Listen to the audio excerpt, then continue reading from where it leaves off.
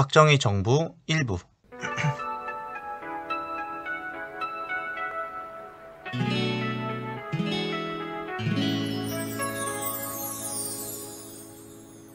이거 세상에서 제일 귀한 역사 수업 들려줄 테니 재밌게 들어줘. 오프닝송이 이제 곧 끝나가니까는 집중한다 나랑 약속해줘요. 이거 세상에서 제일 귀한 역사 수업 들려줄 테니 재밌게 들어줘. 우철쌤의 역사 콘서트.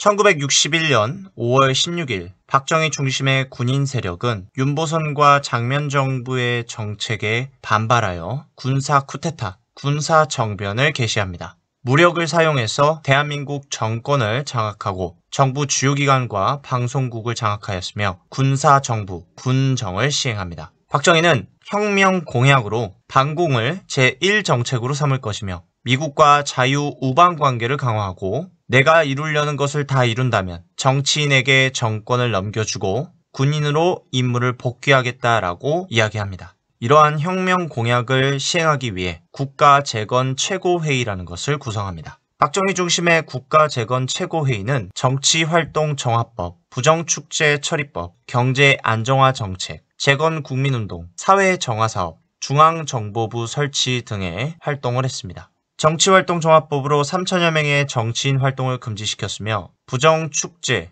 즉 부정부패로 재산을 쌓은 사람들을 처벌하는 법을 시행했습니다. 농어촌에 있는 빚을 정리하게 하였고 경제긴급시책을 통해서 경제를 살리고자 했습니다. 각종 선전과 계몽사업을 통해서 국민의 생활에 발전이 있게 하였고 불량배들을 체포하여 사회 질서를 잡고자 했습니다. 박정희는 중앙정보부를 중심으로 주요 인물을 통제하고 감시하였는데 박정희에게 저항하는 중요 인물들이었습니다. 박정희는 정권을 잡고 1962년부터 66년까지 제1차 경제개발 계획을 시행합니다. 자본주의 체제를 적용하였으며 섬유, 식료품, 시멘트, 의료, 장신구, 화학비료 등 제1차 산업에 투자를 했습니다. 이후 국가재건최고회의에서 62년에 5차 개헌을 시행합니다. 내각 책임제에서 대통령 중심제로, 대통령 간선제에서 직선제로, 양원제에서 단원제로 바꾸었죠. 또한 전국구 비례대표 선거를 시행하기 시작했습니다. 이후 대통령 선거를 앞두고 박정희는 자신을 지지하는 정치 정당인 민주공화당을 창당합니다. 그리고 자신은 육군 대장으로 전역하여 민간인이 되죠. 박정희는 앞서서 혁명 공약을 통해 자신이 이루고자 하는 것을 이루면 민간인에게 정권을 이양하겠다고 했습니다. 그랬던 박정희는 스스로 자신이 민간인이 되어서 대통령 선거에 출마를 하죠. 1963년 10월 5번째 대통령에 대한 선거가 이루어집니다. 이때 직선제였기 때문에 국민이 직접 뽑게 되는데 여기서 박정희가 국민의 선택을 받아 대통령이 됩니다. 이어서 치러진 6번째 국회의원 선거 때 군인 출신 정치가들이 국회의원으로 많이 당선이 됩니다. 민주공화당이 국회의 대부분을 차지하게 되죠. 이로써 박정희 세력은 완전히 대한민국 정권을 장악하게 됩니다. 이로써 제2공화국이 종료되고 제3공화국이 시작됩니다. 여러분, 역사는 우철티철입니다.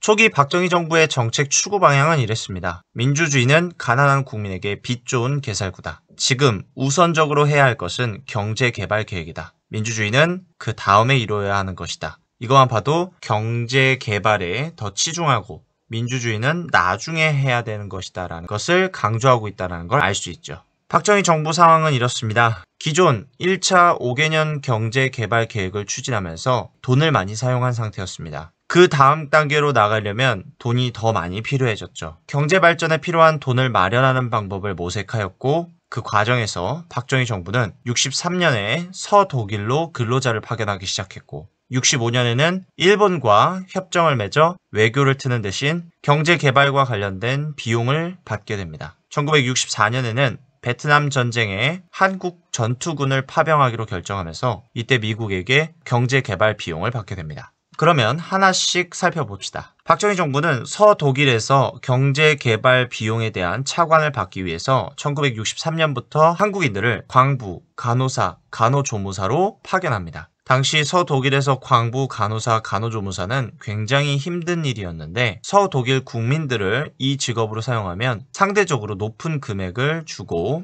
노동자로 고용을 해야 했죠. 그런데 한국인이 싼 가격에 이 서독일에 와서 광부, 간호사, 간호조무사 일을 하면서 서독일 입장에서는 인건비를 아낄 수 있게 되었고 한국 입장에서는 경제개발 비용에 대한 차관을 받을 수 있게 되어 서로 원하는 바를 이루었던 것이죠.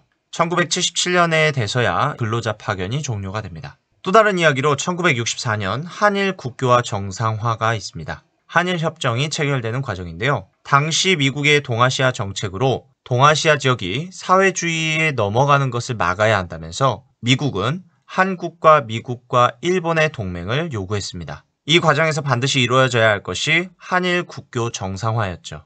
한국은 일제강점기 때문에 일본과 굉장히 사이가 안 좋았고 한국은 아직 일제강점기에 대한 그런 마음이 가시지 않는 상황이었습니다. 이것은 아마 한국인들이 평생 가져가게 될 아픔이겠죠. 하지만 한국, 당시 대한민국 정부 입장에서는 경제개발 비용이 필요했습니다. 대한민국 정부는 김종필을 파견하여 일본의 오히라와 비밀리에 회담을 진행을 합니다. 목표는 한일 국교 정상화 협정 체결이었고 여기서 조건은 일본은 한국에게 독립축하금을 지급하고 경제발전금을 차관할 것을 조건으로 내걸죠. 여기서 한계점으로는 일제로부터 받은 일제강점기 피해 문제를 제대로 해결하지 못했다는 것입니다.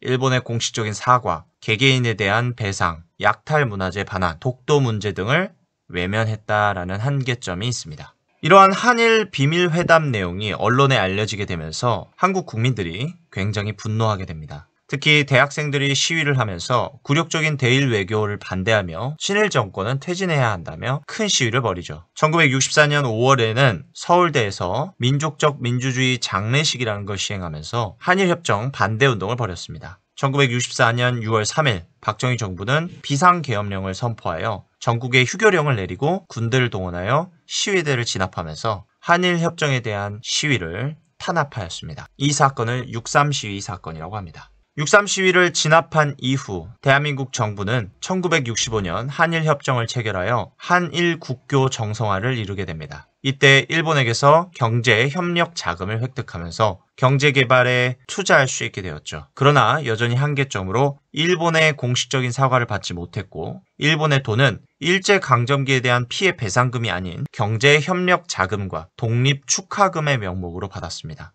즉 일본으로부터 제대로 된 사과, 제대로 된 배상금을 받지 못한 상태로 한일협정이 체결되었다라는 것입니다. 또한 국가 차원으로만 돈을 받았지 일제강점기 때 피해를 받은 개인들은 배상을 받지 못하였고 약탈 문화재의 반환이 이루어지지 않았으며 독도 영유권에 관련된 문제가 논의되지 않아 현재까지도 독도와 관련돼서 대립이 이루어지고 있죠. 이렇게 한일 국교화가 정상화되면서 한미일 동맹이 강화됩니다. 이러한 상황 속에서 미국 대통령 존슨이 당시 치러지고 있었던 베트남 전쟁에 한국 전투군을 파병해달라는 요청을 합니다. 1964년부터 이미 한국 의사, 한국 태권도 교관단이 파견된 상태였지만 한국 전투군이 파병되지는 않았죠. 이러한 요청을 대한민국 정부는 기회로 삼았습니다. 베트남 전쟁에 한국 전투군을 파병하는 조건으로서 여러 가지를 내걸었죠.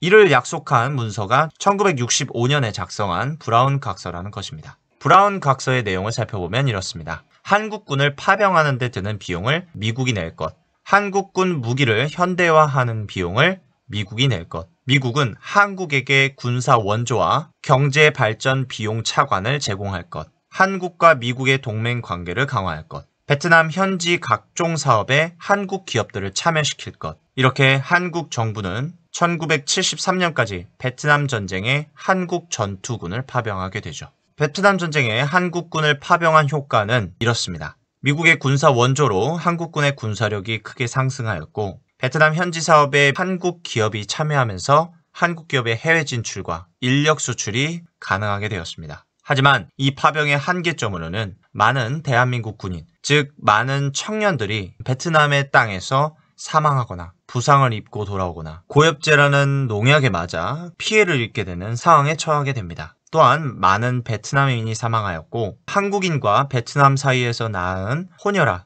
라이따이안 문제가 발생합니다. 베트남 전쟁은 결국엔 공산당 세력의 승리로 끝났기 때문에 한동안 베트남과 대한민국의 외교 관계는 이루어지지 않았습니다. 따라서 한국인과 베트남인 사이에서 태어난 혼혈아이 라이따이안은 베트남에서 한부모 가정을 이룬 채 살아가게 되죠. 이 아이들은 이후 한국인의 피가 섞였다는 이유로 차별과 멸시를 당하게 됩니다. 물론 지금에 와서는 한국과 베트남의 관계가 좋아졌고 한류 열풍 때문에 오히려 한국인을 닮은 베트남인이 인기가 많지만 이 당시에는 베트남 전쟁이 끝난 지 얼마 안 된 상황이었기 때문에 굉장히 핍박을 많이 받았다고 합니다. 이렇게 외국으로부터 받은 경제개발 비용을 사용하면서 제2차 경제개발 계획을 시행하게 됩니다. 경부고속도로를 개통하였고 포항종합제철을 만들기 시작, 소양강 댐을 건축하였고 공업단지를 설정하여 울산, 마산에 그 단지가 만들어지기 시작했습니다. 이러한 노력 끝에 경제가 성장하여 1차 산업인 경공업 분야의 성장을 이루게 됩니다. 이 경공업 분야가 성장하자 중화학공업으로 발전할 수 있는 기반이 마련되었으며 재벌이 성장하게 되어 대한민국 전체의 경제가 성장하게 되죠. 역사는 우절티절. 이러한 성과를 인정받아 1967년 6번째 대통령 선거 때 박정희가 다시 한번 당선이 됩니다. 이렇게 되자 박정희는 대통령을 한 번 더 하고 싶다는 욕심이 생겼고 3번까지 대통령을 할 수 있는 3선 개헌이라는 것을 하고자 합니다. 그러기 위해서는 민주공화당의 정치인들이 3분의 2 이상 국회의원으로 당선이 되어야만 했습니다. 1967년 6월 8일 7대 총선이 이루어지는데 이때 박정희 정부와 민주공화당은 부정선거를 저지릅니다. 여러 부정행위를 통해서 민주공화당 소속의 국회의원이 국회의 3분의 2를 차지하게 됩니다. 이 부정선거에 대해서 국민과 야당의 비판이 거셌습니다. 특히 야당이었던 신민당의 투쟁이 강했고 전국 학생들이 길거리로 나와 시위를 전개했죠. 정부는 6.8 부정선거에 대한 비판 여론을 감소시킬 필요성이 있어서 여러 방법을 모색했는데 그중 하나가 바로 1967년 7월에 발생한 동베를린 간첩단 사건입니다.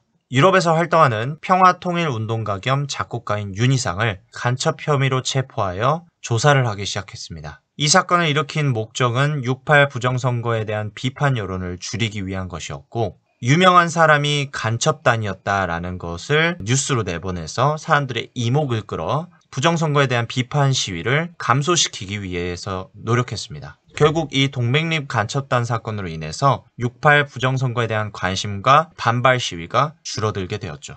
이후 1968년 북한이 무력 도발을 하면서 박정희 정부는 다시 한번 국민들에게 자신의 필요성을 강조하게 되었고 북한의 무력 도발을 좀 살펴보면 1.21 사태, 북한군이 박정희 대통령을 살해하기 위해서 청와대를 기습하려고 했다가 실패한 사건이고요. 1.23 푸에블로 나포 사건, 북한 해군이 미 해군 소속 정찰함선인 푸에블로를 동해에서 나포한 후 풀어준 사건입니다. 11월에는 울진 삼척 무장공비 침투 사건이라고 북한군이 울진과 삼척 지역에 침투했던 사건입니다. 박정희 정부는 이러한 사건 이후에 북한군의 도발에 대비하기 위해 향토 예비군을 설치하였고 국민교육헌장을 통해서 반공정신과 국가충성을 강화했습니다. 또한 1969년 중학교, 고등학교에서 군사교육이라고 하는 교련 과목을 시행하기 시작하면서 학생들도 군사교육을 받기 시작했죠. 박정희 정부는 이러한 북한의 도발을 이용했습니다. 북한의 도발을 막고 국가 안보를 지켜야 할 사람 누구냐? 지킬 줄 아는 사람 누구냐?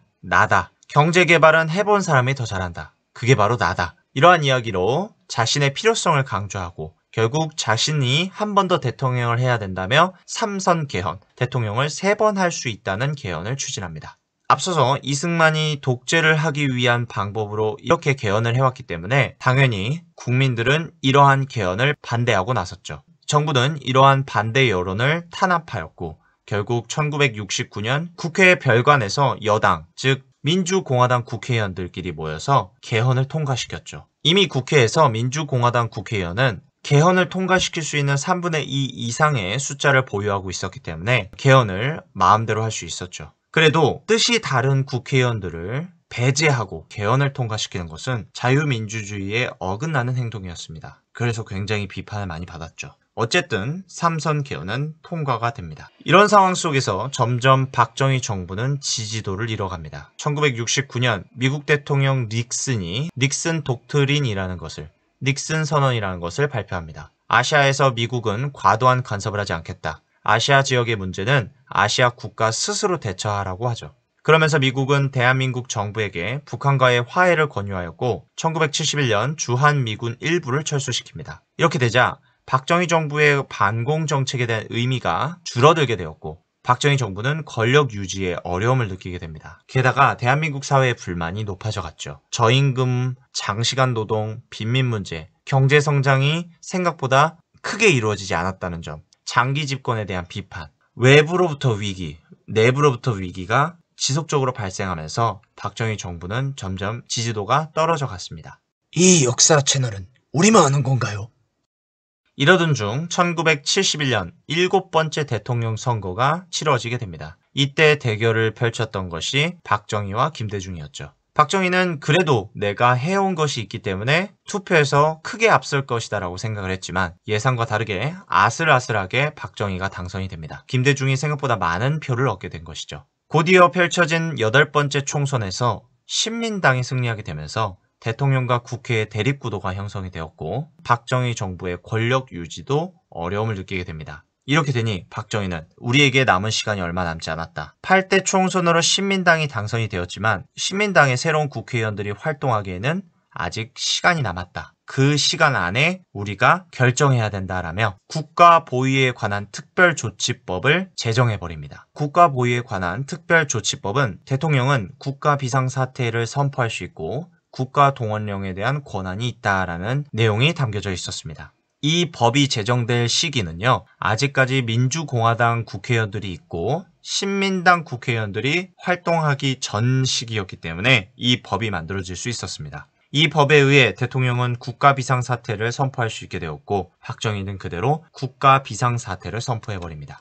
하지만 이것으로 완벽하게 권력 유지를 할 수는 없었습니다. 그래서 박정희는 더 확실한 방법을 찾게 되죠. 그것이 바로 1972년 10월에 이루어진 유신단행이라는 것입니다. 이 유신단행으로 제3공화국이 종료되고 제4공화국이 시작됩니다. 이번 영상은 여기까지입니다. 우리는 다음 영상으로 다시 만납시다. 바이바이.